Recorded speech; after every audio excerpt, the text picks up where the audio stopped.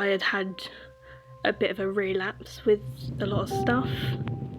Everything kind of built up, got to me, and I ironically was heading home for a funeral, and I had basically just spiralled a little bit and got to a point of just being so fed up that I was like exhausted. I hadn't slept in days because of how my mental health was.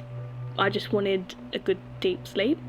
My mum has a lot of medication because of illnesses and stuff, and I found a bag of morphine and took, I think it was like 10 or 11.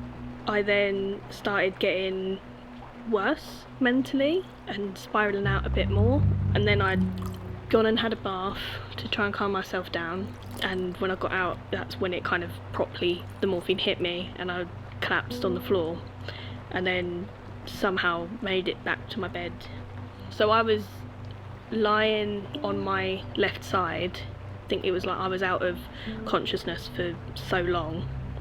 The oxygen stopped going to my brain, so my whole left side had been paralysed basically. So where I was leaning on that arm, it just completely, like, the blood flow stopped, everything stopped on that side.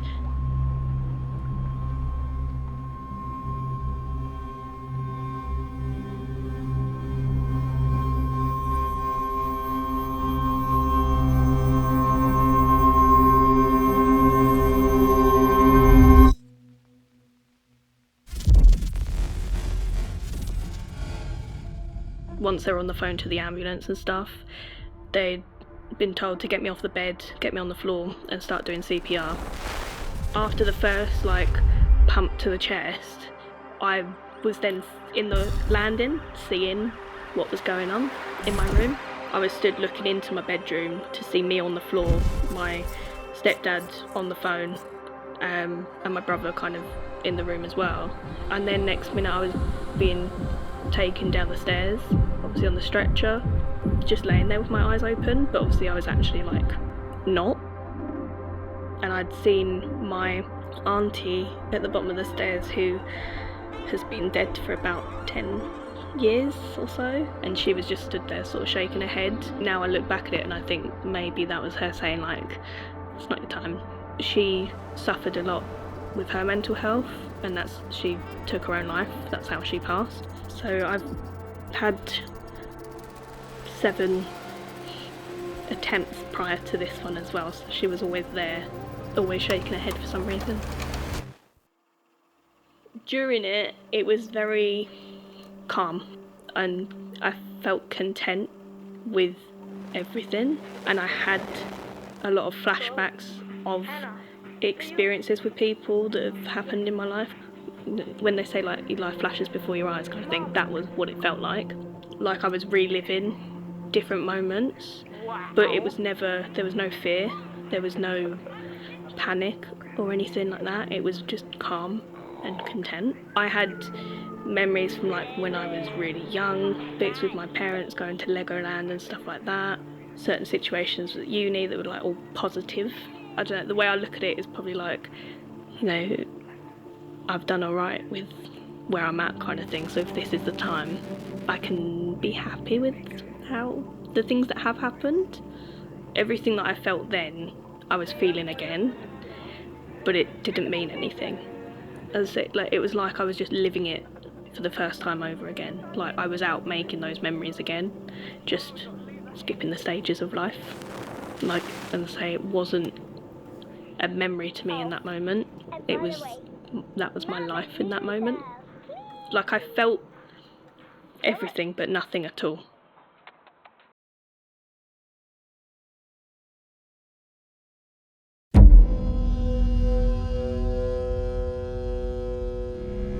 When I wasn't having these flashbacks, I was just in a space. It was like a waiting room, white walls and everything like that. It just felt like a hallway kind of thing, but there was no doors or anything like that really. It was just sort of long corridor and then a small square space here, and that was it. And it was just how a lot of these new flats are built, it's just white and really bright LEDs. I was just a shell of a person, That was probably the only type of feeling that I had. It's just that I was waiting whether I'm going this way or that way, which I kind of think about quite a lot, because I think if that's what death is, that's boring, I don't want to be in that.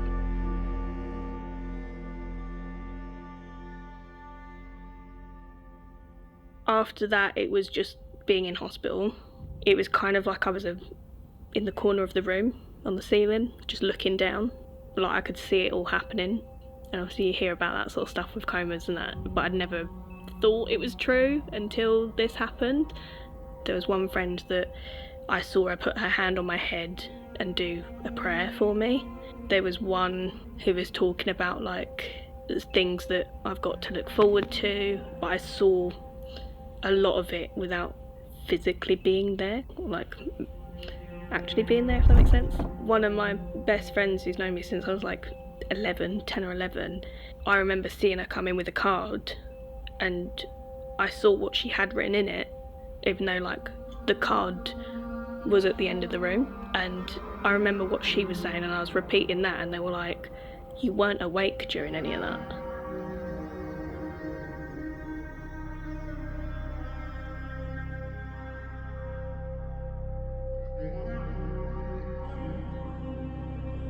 There was never like a I blink and then all of a sudden I'm in this different place and stuff. It just kind of was all happening at once.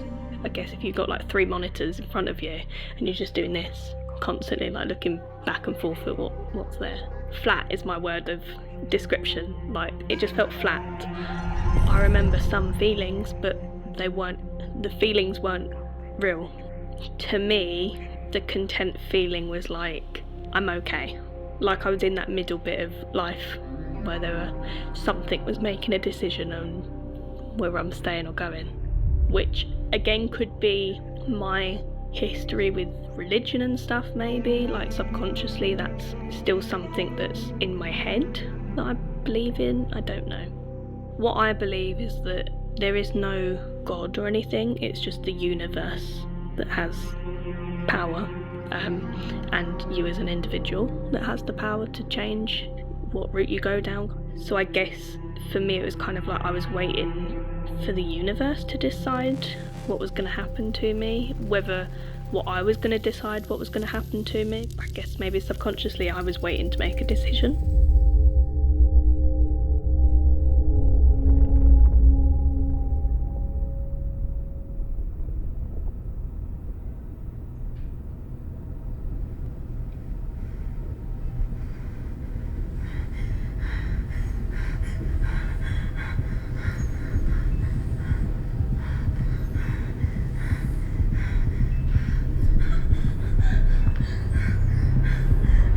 I woke up so angry and like full on rage and confusion.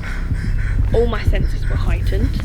I could smell whatever perfume, body wash or whatever people were wearing. I was in so much pain from my arm, even though it was paralysed, it was just pain. Shouting at them to cut it off, get rid of it, like amputate me. I was just screaming, hitting people, like no one could touch me or anything, so they had to sedate me.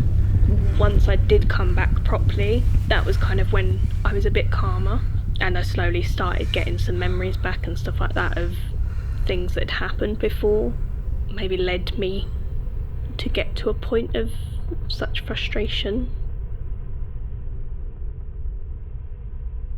There was so much anger that it didn't work, because then I had to not only deal with that I was a failure at it again, but that I'd traumatised my friends and my family, and I have to now deal with that, and also deal with the fact that I only have one arm, couldn't tie my shoelaces, couldn't put my hair up in a ponytail, like I can't dress myself, can't bathe myself or anything. Like I was so vulnerable at that time.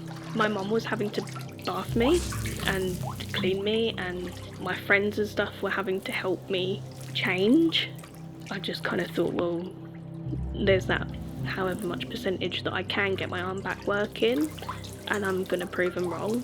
It did take months and a lot of like hydrotherapy, physiotherapy and stuff like that, and like just mental therapy, and it did get back to somewhat normal.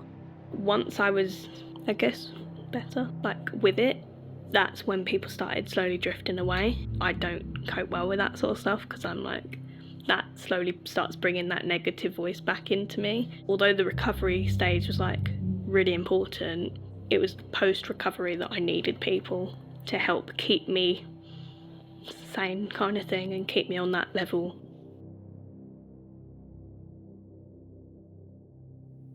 I tried to explain to them that it's not any of their fault, because that was something that went around a lot during the recovery stage, was like everyone blaming each other. So a lot of it, I think, was me healing myself, both mentally and physically, obviously. Being able to try and talk to people that, like, on a level where I can try and explain what it is that I'm having to deal with on a like everyday basis kind of thing mentally, and just make them more aware of it. Not in a super negative way, but like, I don't have anything to look forward to. I don't think about the future. I can't see much of a future. Now it's kind of, there's nothing for me now. I'm kind of just here for everyone else. And that's something I struggle with a lot. It's not a new thing where it's just like, oh, give it a year, I might be over it. It's been a long time, and I've done, for me anyway, I've done a lot of stuff to try and help. I've been on medication, I've been therapy and stuff like that, and like, I've done all sorts and nothing's changed. So I guess that's where I'm at, hitting a wall now. I'm just like, I'm just existing. I don't see myself ever getting to where I'd like to be, like mentally. If it's going to stop someone from, or give someone that fear of like, oh, there actually is a chance that it won't work, and then I'm stuck here kind of thing, with dealing with that after effect, aftermath and whatever, because that, again, that's not something I ever thought about, was like, either here or not. Now knowing that there is that chance of like an in-between, and where I was brought up with it, with like mental health being a bit of a taboo topic a lot of the time, I know there are still people and families out there that don't talk about it and don't take it seriously. So I learnt so much about the human body and the human mind from it, and that's what I think is really cool. Like, I never knew that just from laying on your arm for so long, you could actually get a dead arm and paralyse it completely. Didn't know that could happen. Didn't know that what like happened with me could have come from an attempt. To me, it's always just been, will I either die or I don't die. I didn't think about that in between stage of like, oh, something else can actually happen to the human body without death. When I think about it now, I get like a build up in my chest from the amount that I was feeling, but I remember in that time I wasn't feeling anything.